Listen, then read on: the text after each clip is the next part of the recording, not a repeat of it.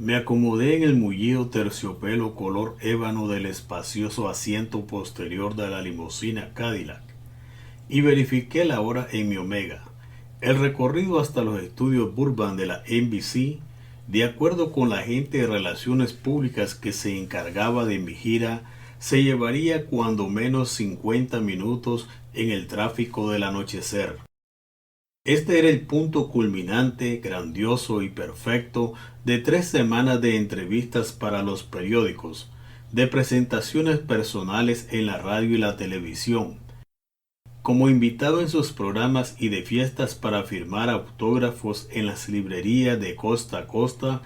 Si solamente hubiese sabido lo importante que sería esta noche en mi vida, quizá hubiera permanecido en mi habitación del Century Plaza, dándole doble vuelta a la cerradura y viendo la televisión en pijama. ¿Alguna vez antes ha estado en el espectáculo de Johnny Carson, señor Lawrence? Sacudí la cabeza ante los inquisidores ojos color café que me miraban entrecerrados a través del espejo retrovisor. Aun cuando me dirigí a mi presentación número 61 ante los medios publicitarios en el curso de 20 días, por primera vez me sentía tenso. Ya me las había arreglado para comportarme con cierta medida de aplomo en el espectáculo de Donahue.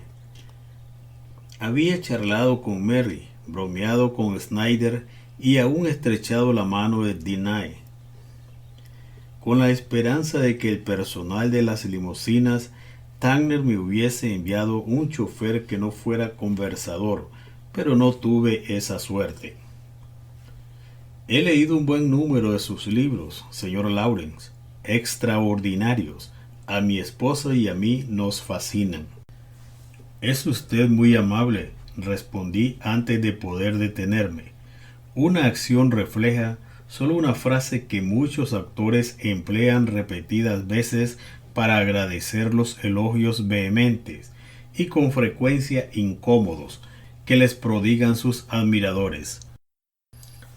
Jamás me había dado cuenta de lo banales que resultan a veces esas palabras, hasta el día en que compartí una sesión de autógrafos con Erma Bombeck y nos sorprendimos el uno al otro pronunciando la misma respuesta mientras firmábamos nuestras rúbricas tediosamente.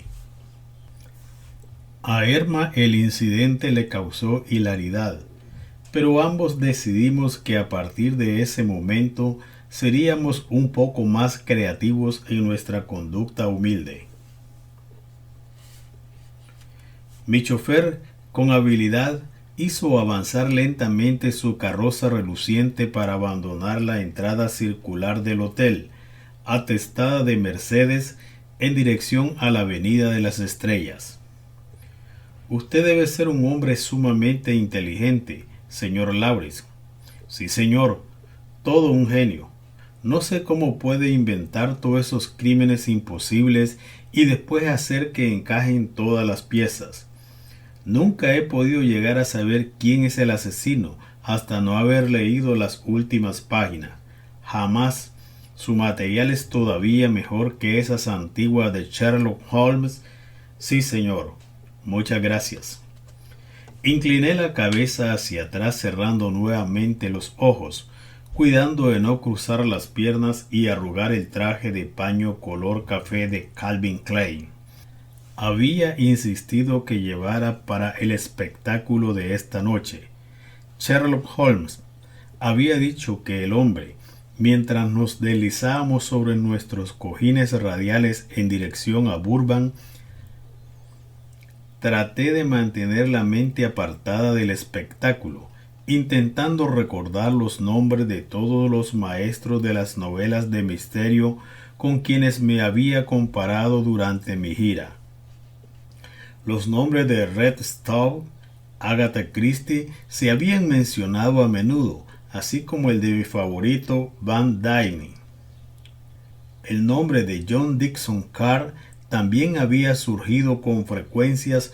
Un reportero del Sun Times de Chicago había sugerido a Ellery Queen. sin saber que dos primos, Manfred B. Lee y Frederick Danay, habían escrito con el seudónimo de Quinn, y que el señor Lee ya había partido hacia ese gran santuario recóndito en el cielo.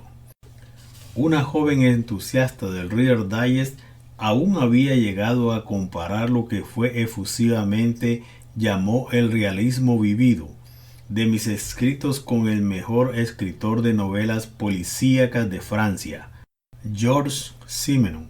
La tentación de responderle que era muy amable había sido muy fuerte, pero logré resistirla. A todos nos agrada un poco de halago, aun sabiendo que no es verdad. Con mis 26 novelas en ediciones de bolsillo, todavía en el mercado y vendiéndose tan bien como cuando se publicaron por primera vez, tanto Kitty como mis editores se habían opuesto a mi gira.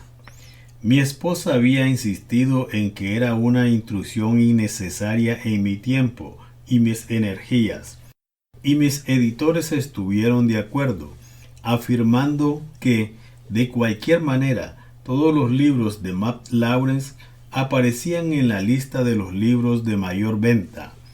Aún así, prevaleció mi opinión. Nunca antes había estado en el remolino promocional de un autor, y pensé que esta experiencia me ofrecería un buen camino en mi ritmo de trabajo, y quizá hasta podría ofrecerme algo de material para una nueva historia. Mirando hacia arriba, había disfrutado de cada día y noche absurdo de la gira, tal y como me lo había dicho Elia Kazan. No tenía la menor idea de si mis presentaciones habían ayudado o perjudicado las ventas de mi último esfuerzo, Where Whip the Silver Willows, pero ahora que la gira terminaría para mí después de mi presentación con Carson, casi sentía tener que volver a la tranquila serenidad de nuestro hogar en Camelback Mountain, más arriba de la ciudad de Phoenix.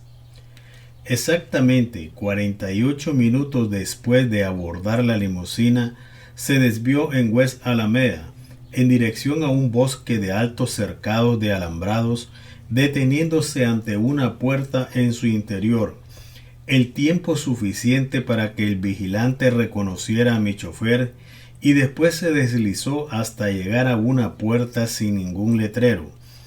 Le di las gracias a mi ferviente admirador tras el volante y entré, reconociendo de inmediato a la pequeña rubia inquieta de la empresa de relaciones públicas de mi editor. Casi me había ocasionado un ataque a las coronarias la mañana del día anterior, demostrándome en forma experta la habilidad con que su Porsche 924 podía tomar las curvas a alta velocidad, después de habernos retrasado para una entrevista grabada en el elegante patio de la cafetería del Hotel Beverly Hills. Hola Mary, ¿o debo empezar a llamarte Mario? Ignoró mi débil intento por bromear. Oh, señor Lawrence, estábamos empezando a preocuparnos. Caramba, luce maravilloso, tal y como ese buen mozo que aparece en los comerciales del perfume Canción del Viento.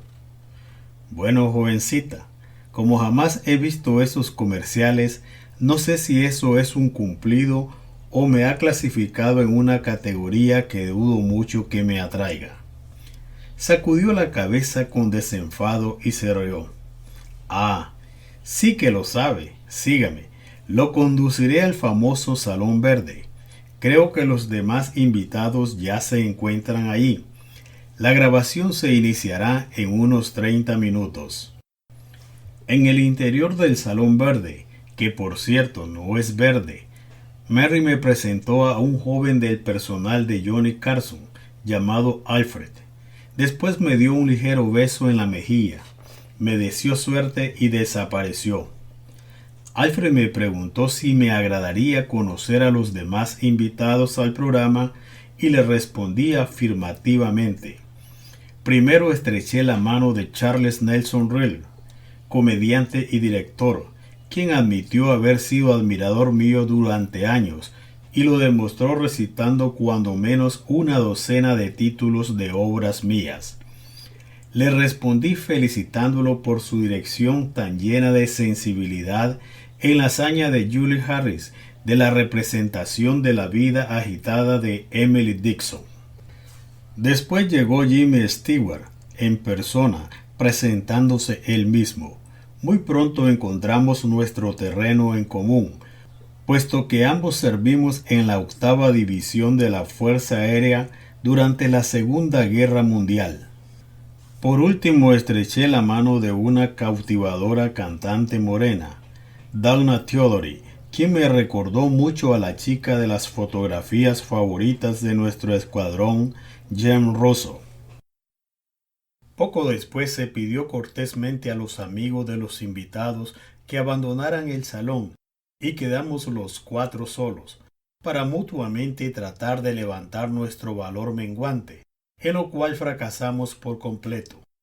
Hay algo tan sobrecogedor, aún para las personalidades del mundillo del espectáculo, al saber que lo que uno dice y hace aparecerá ante 15 millones de personas, que solamente un lunático o un completo idiota no se sentiría inhibido. Con excepción de unas cuantas observaciones al azar acerca del omnipresente Neblumo y de Jerry Brown, el gobernador de California, ninguno de nosotros dijo gran cosa hasta que escuchamos a Ed Mahone exclamar: «Aquí está Johnny», y todos agradecidos dirigimos nuestra atención íntegra al gran aparato de televisión. En su monólogo, Johnny increpó a los Dodgers de Los Ángeles por su racha tan prolongada de juegos perdidos, aguijoneó al Congreso por su incapacidad para aprobar legislación alguna, exceptuando otro aumento para sus miembros, y la emprendió con los vendedores de autos usados, cuya opinión acerca de sus propias actitudes para vender es tan presuntuosa que insiste en aparecer en sus propios comerciales de televisión detestables, con auxiliares que van desde una boa constrictor hasta dobles de Dolly Parton, Charles Nelson Reilly, y casi me hizo olvidar mi nerviosismo cuando describió su encuentro con un cutter de la Guardia Costera, mientras desesperadamente trataba de controlar el motor desbocado de su pequeña embarcación. Jimmy Stewart exhibió algunos trozos de película de un programa especial próximo a presentarse en otra cadena de televisión, en el cual actuaba como anfitrión y en donde se hablaba de objetos voladores no identificados. Y Donna Theodory cantó con voz chillona 2 éxitos musicales de rock que a mí me parecieron completamente improbables, viniendo de una mujer tan majestuosa y encantadora. Alfred hizo que me sobresaltara al decir: «Hoy está de suerte, señor Lawrence». «Sí, ¿y cómo es eso?» «Usted sigue justamente después del próximo corte de 2 minutos, y parece que va a tener nada menos que 14 o 15 minutos con el señor Carson». «Maravilloso. Eso me colocará justamente a la altura de Carl Sagan y de Paul Ehrlich». «¿Qué dice?» «Ah, sí, eso es muy divertido». «Divertido», respondió, dejando de sonreír. «¿Puede controlar bien todo ese tiempo?» Puesto que solamente 3 noches antes había hablado casi durante 2 horas en el programa de la Academia de Radio de Larry King, y le di a Alfred una palmadita en la mejilla vellosa. «Lo intentaré, hijo, lo intentaré. Sígame, señor, y por favor camine con cuidado. Está bastante oscuro entre bastidores». La orquesta tocaba al otro lado de la cortina, complaciendo al auditorio que se encontraba en el estudio, mientras los televidentes en toda la nación se instruirían acerca de los beneficios del alimento Alpo para perros y de los pantalones Jaeger. Alfred se acercó a mi oído y gritó: «Espere aquí, por favor, hasta que yo corra la cortina». Después salga, camine 3 pasos hacia adelante y gire a la derecha hasta llegar donde se encuentra el señor Carson. Tenga cuidado de no tropezar cuando suba a la plataforma que se encuentra alrededor de su escritorio. Asentí y deseé, como siempre lo hacía justamente antes de una aparición en cualquier programa, estar de vuelta en Camelback Mountain, sentado cerca de la alberca en compañía de mi perro Bassett y un buen libro. De pronto Alfred, que tenía el oído pegado a la separación de la cortina, tiró del pesado cortenaje y me dio una palmada en la espalda. Las luces me cegaron momentáneamente al dar un paso hacia adelante, sonriente. Saludé a un auditorio que todavía no podía ver. Di vuelta a la derecha tal y como se me había indicado. Subí a la plataforma y estreché la mano de Johnny. Después me volví para besar a Dana en la mejilla y estrechar la mano de Jimmy, Charles y Ed. Señor Lawrence, dijo Johnny afectuosamente, durante años he sido uno de sus admiradores. Bienvenido. Gracias, es un placer para mí estar aquí. ¿Por qué no lo hayamos invitado antes?, dijo Johnny frunciendo el entrecejo y ladeando la cabeza de manera que la pregunta iba dirigida a mí y también al director Freddy de Córdoba, quien estaba sentado fuera de las cámaras en la fila izquierda delantera con sus audífonos y su micrófono pegado al rostro. Jamás he hecho muchas presentaciones en radio o televisión, Johnny. Afortunadamente, para mí, mis libros siempre se han vendido tan bien que creo que mis editores tenían la sospecha de que todo lo que podría hacer con mis apariciones sería tal vez echar a perder algo bueno. Por lo que he podido ver, deberían encerrar bajo llave a la mayoría de los autores tan pronto como se publican sus libros, porque cada vez que abren la boca disminuyen las ventas de sus libros. Johnny asintió haciendo una mueca irónica. Le creo. ¿Cuántos libros suyos se han vendido? ¿Tiene alguna idea? No con exactitud, porque también se han publicado en muchos idiomas extranjeros, pero calculo que alrededor de 80 millones de copias en todas las ediciones. El auditorio profirió un sonido de admiración. ¿80 millones? Veamos. Johnny tomó un lápiz y humedeció la punta de plomo con la lengua. Si sus regalías son de 25 centavos de dólar por cada libro, entonces eso sería 25 por 80 millones, santo cielo. Entre el auditorio se dejaron oír algunas risitas entrecortadas. Discutimos varios de mis libros que habían sido llevados a la pantalla. El favorito de Johnny había sido The Century Plan, y Jimmy dijo que había disfrutado más con el ganador del premio de la Academia, Scarecrow. Después Johnny estudió sus notas y habló brevemente de varios crímenes de la vida real, en los cuales la policía había acudido a mí para que actuara como consultor. Por supuesto, mi caso más notorio fue la solución de los terribles asesinatos con martillo, perpetrados en Houston 5 años después de haberse cometido. Después de otra interrupción por comerciales, Johnny cambió la discusión y empezó a tutearme llamándome por mi nombre. Matt, ¿alguna vez ha iniciado un libro que no hayas podido terminar? Uno en el cual tu propia trama se volviera tan complicada que ni siquiera tú mismo pudieras desenmarañar.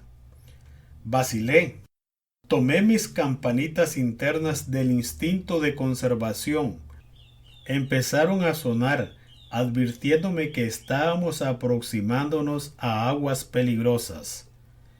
Mi instinto me decía que guardara silencio, contestando simplemente en forma negativa, pero en vez de ello repliqué: sí, he estado luchando con esa clase de libro desde mucho tiempo, antes de escribir mi primera novela de misterio y crímenes, hace más de 20 años. ¿20 años? Vaya, ¿podrías hablarnos de ello? Ahora ya es demasiado tarde para dar marcha atrás. Y bien, Johnny, siempre me han fascinado las novelas bíblicas.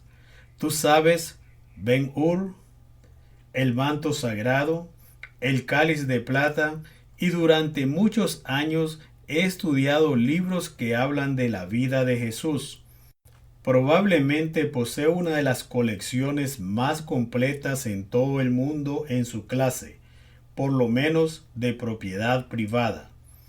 Mi obra inconclusa trata de una investigación ficticia de la última cena de la vida de Jesús, una semana llena de suspenso, drama y misterio, y en donde figuran numerosas personalidades que lo odiaban o lo amaban. Por supuesto, en esa época no había detectives tal y como los conocemos ahora, pero la historia nos dice que a menudo se empleaban comisiones para averiguar los hechos, tanto entre los romanos como entre los judíos, semejando por su naturaleza y propósitos a los que se reúnen hoy en día para fines de investigación. ¿Quieres decir como nuestra comisión Watergate o la comisión Warren? Exactamente. Y en una época más reciente, la Comisión de la Cámara sobre Crímenes para volver a analizar las muertes de Kennedy y King, mi manuscrito aún inconcluso, una novela bíblica de misterio, si así lo quieres, trata de una investigación llevada a cabo por una comisión formada por 3 tribunos romanos, todos ellos hombres eruditos, para averiguar todo lo relacionado con la muerte de Jesús, y la he situado 6 años después de su crucifixión. ¿6 años después? Sí.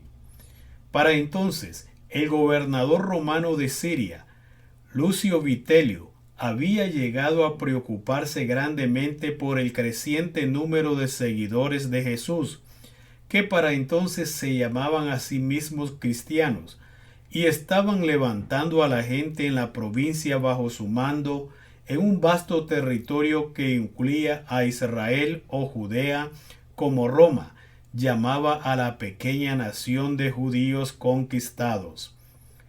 En mi libro, Vitelio forma una comisión y la envía a Judea con un solo objetivo: acallar de una vez por todas los rumores de que estaban haciendo circular los miembros de esa nueva ola, potencialmente peligrosa, de agitadores, diciendo que su maestro crucificado había resucitado de entre los muertos después de su ejecución, y era el Mesías tan esperado, que pronto volvería para liberar a su pueblo de las cadenas de Roma. Johnny frunció el entrecejo, y el auditorio quedó tan silencioso que parecía que nos encontrábamos en un estudio vacío. ¿Y cómo diablos harías que llevaran eso a cabo? El plan de acción de mi comisión es muy sencillo. Se dedican a demostrar que Jesús no resucitó de su tumba, sino que, en vez de ello, su cadáver fue robado por facciones desconocidas que lo trasladaron a otra tumba, permitiendo así que sus discípulos sacaran partido de un acontecimiento milagroso que jamás tuvo lugar. Escogí el 6º año después de su crucifixión para el escenario de tiempo de mi libro, porque la historia, así como el Nuevo Testamento, confirman que la mayoría de los principales participantes y testigos de los acontecimientos de esa última semana aún se encontraban en Jerusalén. La comisión trataría de escuchar el testimonio de todos aquellos envueltos con Jesús y de investigar toda pista posible, hasta que finalmente llegaran a conocer la identidad de los culpables que habían hecho desaparecer el cuerpo y el sitio en donde lo habían ocultado. Entonces obtendrían las confesiones firmadas por cualesquiera medios que fueran necesarios, de quienes habían engañado a la gente, después de lo cual pretendían crucificarlos con sus confesiones firmadas colocadas en un sitio prominente abajo de sus cuerpos, para que todos pudieran verlas.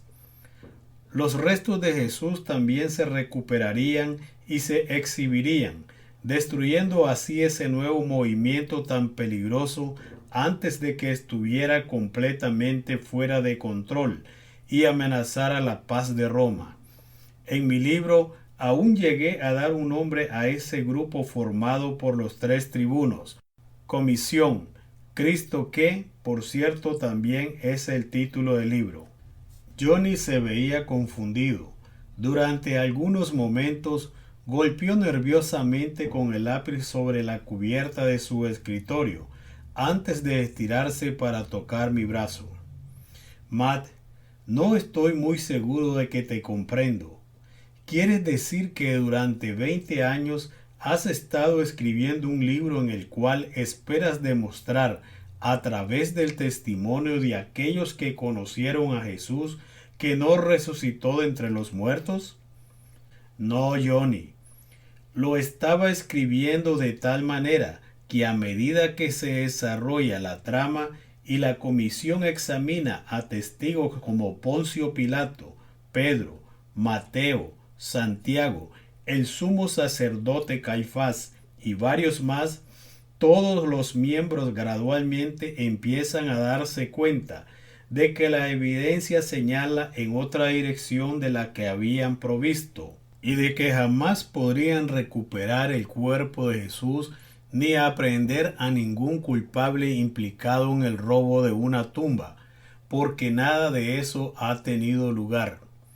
De acuerdo con mis planes originales, al final del libro, tanto la comisión, Cristo, como también mis lectores, espero habrían llegado a la misma conclusión, que Jesús sí se levantó de su tumba en el jardín en algún momento del amanecer de ese domingo, hace largo tiempo. Fascinante, fascinante, murmuró Johnny, interrumpiendo un estruendo de aplausos nerviosos. ¿Por qué no lo terminas, Matt? Sería un libro grandioso, sobre todo con tu habilidad para lograr que hechos e indicios tan complicados sean fáciles de entender. Esta obra sería el misterio de detectives que acabaría con todas las novelas de misterio. Los aplausos se reanudaron en forma más entusiasta, y ahora sabía que estaba metido en esto a fondo. No tenía a dónde ir, ningún sitio en donde ocultarme, y solo podía culparme a mí mismo por los apuros en que me encontraba. Inhalé profundamente y me hundí todavía más. No lo he terminado por una razón muy sencilla. Mientras más estudiaba los acontecimientos de esa última semana de la vida de Jesús, mientras más trataba de desenmarañar y resolver las grandes incongruencias que se encuentran en los 4 evangelios, mientras más investigaba los escritos de hombres más eruditos que yo, que han luchado con ese enigma por más de 1900 años, más me convencía de que Jesús jamás resucitó de entre los muertos. Un murmullo de desaprobación corrió de inmediato por todo el auditorio, seguido por un crescendo de rechiflas que se iniciaron en la parte de atrás del estudio. Johnny se me quedó mirando con la boca abierta y el rostro convertido en una máscara helada. A mi derecha, Dana Theodoris se quedó sin aliento y Ed McMahon empezó a refunfuñar. Traté de conservar mi aplomo y seguí hundiéndome cada vez más. Pablo, cuando buscaba conversos, a menudo solía decir: si Jesús no hubiese resucitado, entonces nuestras enseñanzas son vanas y la fe de todos ustedes es en vano. Johnny, mientras más estudio e investigo esta cuestión, más convencido estoy de que durante 20 siglos la fe de miles de millones de personas ha sido en vano. Nos hemos dejado engañar por el mayor fraude que jamás se haya perpetrado en la humanidad. No existe ninguna evidencia sólida que demuestre que Jesús resucitó de entre los muertos o de que sea el Hijo de Dios como tantos desean creer. Johnny extendió el brazo para alcanzar su cajetilla de cigarros. Sacó uno y lo encendió. Su pequeño encendedor de oro dejó oír un sonido como el del disparo de un rifle, en medio del silencio lleno de presagios que ahora reinaba entre el auditorio.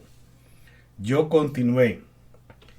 Esto puede parecer presuntuoso y aún demente, pero cómo desearía poder retroceder en el tiempo para encontrarme durante una semana en el mismo escenario en donde ubiqué a mi ficticia comisión 6 años después de la crucifixión de Cristo. Estoy seguro de que podría descubrir lo que realmente le sucedió a Jesús durante esos días decisivos de su última semana, qué conspiraciones estuvieron involucradas y entre quienes qué hechos se ocultaron y se mantuvieron fuera del conocimiento del pueblo. ¿Quién robó realmente el cuerpo de Jesús y por qué lo hizo?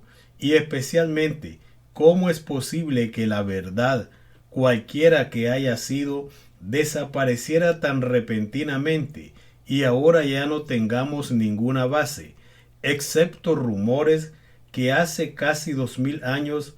Eso es todo, poco más o menos, Johnny. Sí, replicó brevemente, haciendo una señal a la orquesta. Ciertamente que lo es, no hay duda. Tan pronto como la música se dejó oír, un caramelo lanzado de entre el auditorio aterrizó a mis pies. Después una manzana se estrelló contra el frente del escritorio de Johnny, y las monedas empezaron a rebotar como proyectiles por todo el escenario. Silbando al pasar por encima de nuestras cabezas, Dana gritó inclinándose hacia Jimmy, ocultando el rostro en su pecho.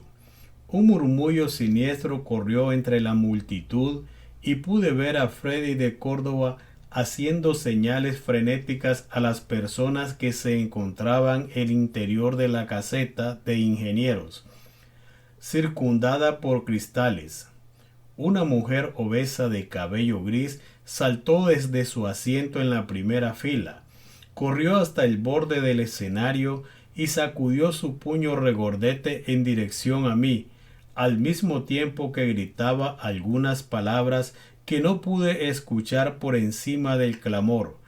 Johnny, alterado, se inclinó hacia mí diciendo: «Por tu propia seguridad y por la nuestra, ¿por qué no cruzas esa cortina ahora mismo?». Me puse de pie y le tendí la mano, pero me fingió no verla. «¿Con qué? ¿Cómo salió todo?», preguntó el mismo chofer que me había traído y ahora me llevaba de regreso al Century Plaza. Me sorprende que me esté llevando de regreso. Por un momento pensé que me iría que caminara por en medio de la autopista. ¿Por qué? ¿Qué sucedió?, no respondí. ¿No apareció en el programa, señor Lawrence? Oh, sí, por supuesto. Magnífico. Veré el programa cuando llegue a casa por la noche. Mi Rosie siempre se emociona mucho cuando vemos a los invitados de Carson, a quienes llevé en mi Cadillac, y cuando se entere de que usted fue mi pasajero, bueno. Frente al hotel, salté fuera del automóvil y le entregué un billete de $20. Gracias por 2 paseos muy agradables. Y dígale a Rosie que espero que no se sienta muy decepcionada de mí. La entrada del hotel estaba atestada, con parejas muy bien vestidas que salían a cenar y a ver algún espectáculo, o bien que llegaban para asistir a una u otra función en los numerosos salones de banquetes. En el vestíbulo, una pequeña orquesta mexicana pugnaba por dejarse oír por encima del barullo de las charlas y risas constantes que surgían del área hundida del bar. Estaba seguro de que la última cosa en el mundo que deseaba hacer era sentarme en mi habitación a compadecerme de mí mismo, de manera que me detuve en la recepción para encargar que me despertaran a las 7:30 de la mañana, antes de abordar la escalera descendiente en busca de un rincón tranquilo y una bebida. En el piso bajo encontré una caseta de teléfono y usé mi tarjeta de crédito para llamar a Kitty. Le dije todo lo que había sucedido, lo mejor que pude recordar. Al principio, todo lo que hizo fue repetir: Matt, dime que no lo hiciste. Matt, ¿no lo hiciste? Kitty, lo hice, respondí roncamente. En el nombre de Dios, ¿qué fue lo que te hizo hacer eso? ¿Por qué simplemente no hablaste de tu nuevo libro, haciendo gala de tu encanto y tu modestia, dejando que Johnny diera muestra de su ingenio? No lo sé, he estado haciendo eso durante 3 semanas y ya había empezado a sacarme de mis casillas. Simplemente creí que eso animaría un poco las cosas, pero parece que perdí el control. ¿Animar un poco las cosas? No puedo creerlo. ¿Tienes una idea de lo que sucederá mañana cuando todo esto llegue a los periódicos? Ya puedo ver los encabezados desde ahora. Escritor mundialmente famoso de novelas de misterio rechaza a Jesús por fraude. Todos y cada uno de los dirigentes de todos los grupos cristianos en el mundo estarán en contra tuya. Habrá un motín fuera del Century Place, aún antes de que te levantes mañana por la mañana. Y espera a que tus amados editores se enteren de las noticias. Las cosas realmente llegarán muy lejos. Dios mío, serás el primer autor a quien revoquen sus libros. No, no seré el primero. El año pasado fueron revocados 4 libros de cocina por contener recetas con ingredientes nocivos para la salud. Qué momento tan adecuado y encantador para esta clase de trivialidades publicitarias. Kitty, estás llevando las cosas fuera de toda proporción. Te estás poniendo histérica por nada. ¿Por nada, dices? Escucha, ya he dejado una llamada para que me despierten temprano.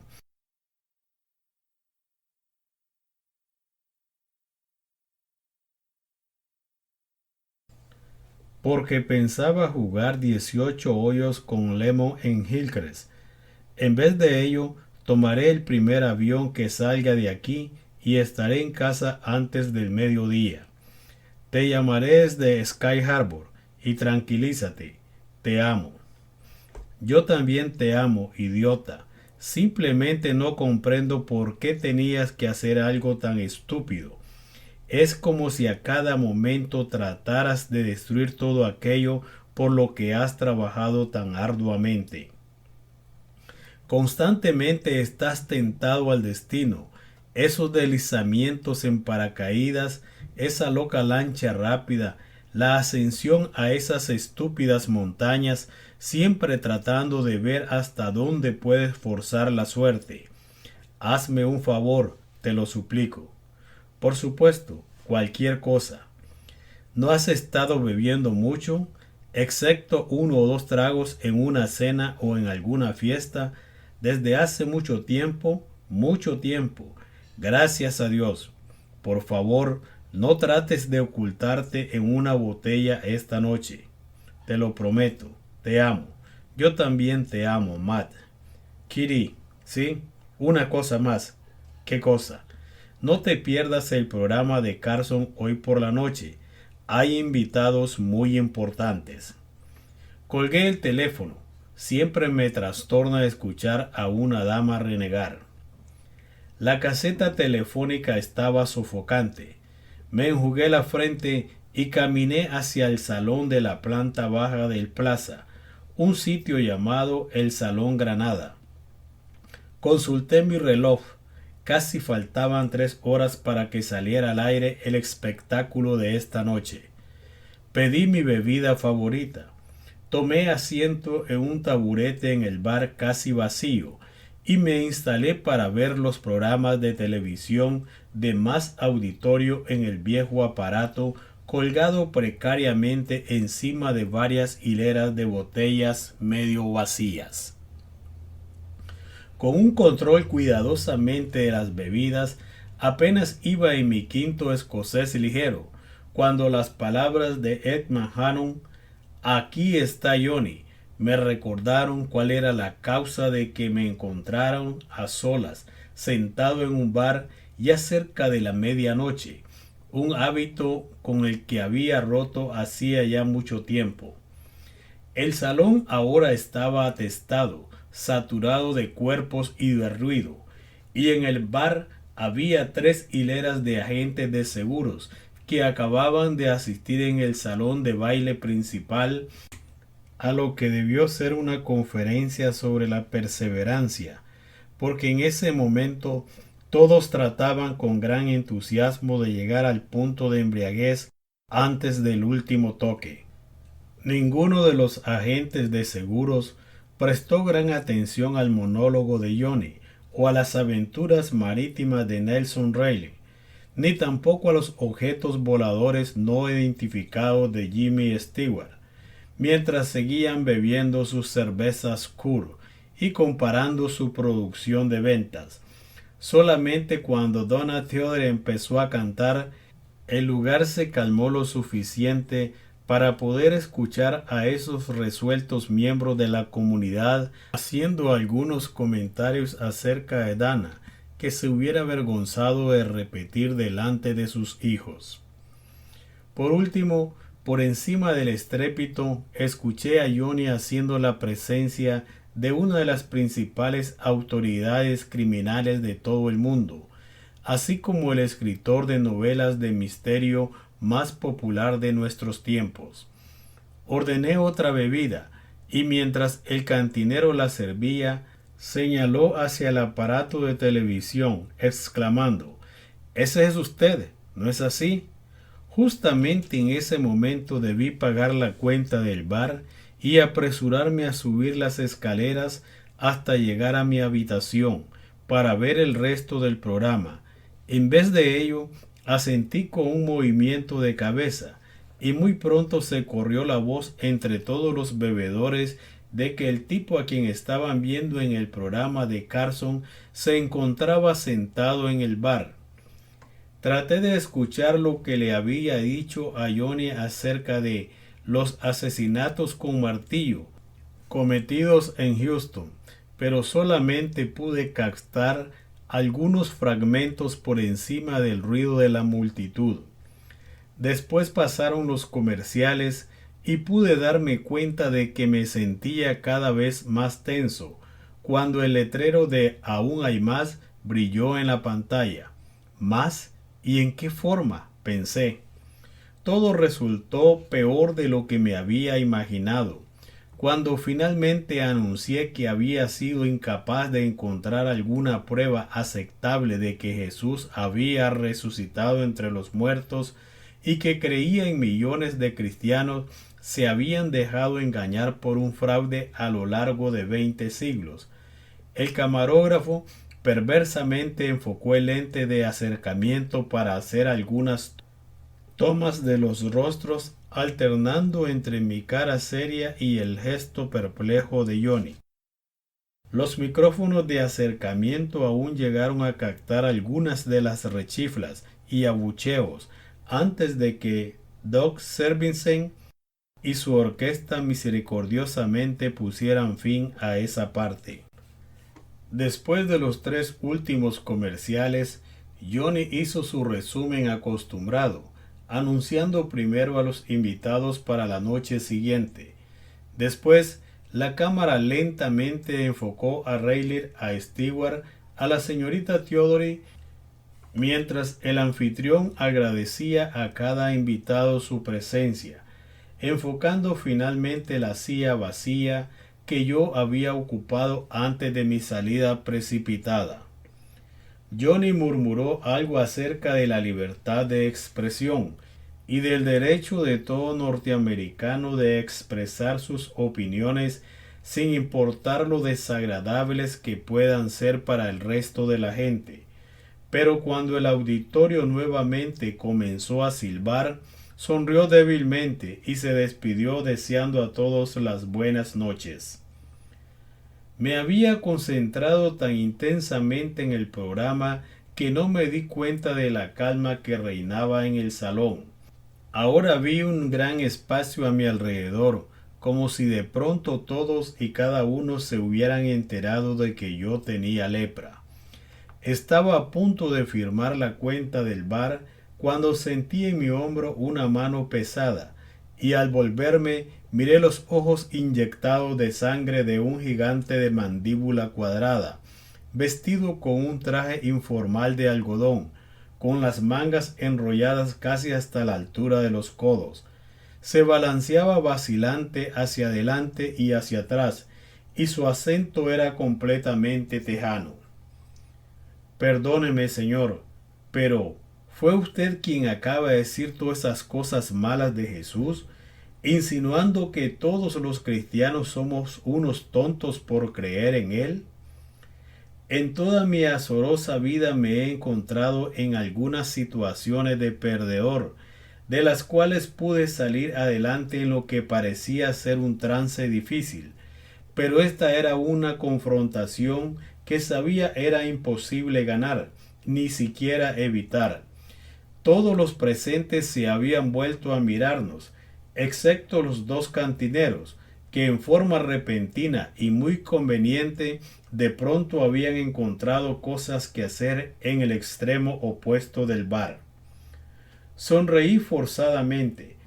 Ese era yo ciertamente, pero el pesado anillo con un monograma brilló a la luz en su puño del tamaño de un jamón, justamente antes de explotar en el centro de mi mandíbula. Sentí que caía y creí escuchar algunos aplausos mientras mi cabeza golpeaba contra el suelo.